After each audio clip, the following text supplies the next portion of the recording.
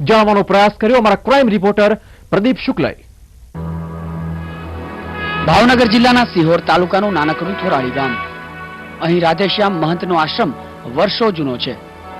મહંત અને તેમના ચેલા મદન મોહન વચ્ચે આમ તો કોઈ મન દુઃખ ન હતું, પરંતુ એક રાત્રે ચોંકાવનારી ઘટના બની।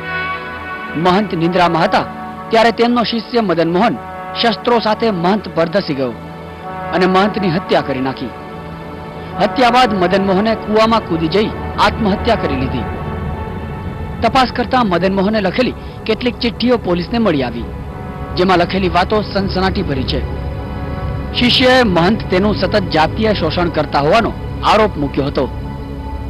મંદિરના અંદરના ભાગેથી એક લિખિત 8 પાનાની ચિઠ્ઠી મળી આવેલી, જેમાં મદનદાસ બાપુ અને મદનદાસ એમના ચેલા અને સુંદરદાસ બાપુ બંને રાધેશ્યામ બાપુ બંને વચ્ચે કોઈક શારીરિક સંબંધો હોવાની હકીકત પ્રકાશમાં આવેલી, અને જેના અનુસંધાને પોલીસ સેવા પર આવેલી કે આ બંને વચ્ચે શારીરિક અનૈતિક સંબંધો હોવાનું ખુલવા પામેલું।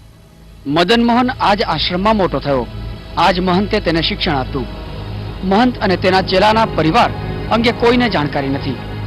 ગામ લોકો ઘણી વખત આ આશ્રમમાં આવતા અને મહંતને ભક્તિભાવથી આદર આપતા। હવે આ ઘટના બનતા ગામ લોકો પણ ચોંકી ઉઠ્યા છે। બાપુ પ્રત્યે ગામને એના સેવકોને બહુ માન હતું બાપા, અને બાપુને અમે તો સાક્ષાત કૃષ્ણ જ માનતા બાપા। પણ હવે આ જે શું ભગવાન સંજોગોમાં શું બન્યું એ કાંઈ અમે જાણતા નથી બાપા।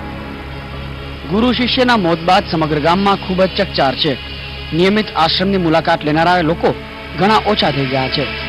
સાધુઓમાં રહેલી લોકોની શ્રદ્ધા ડગી ગઈ છે।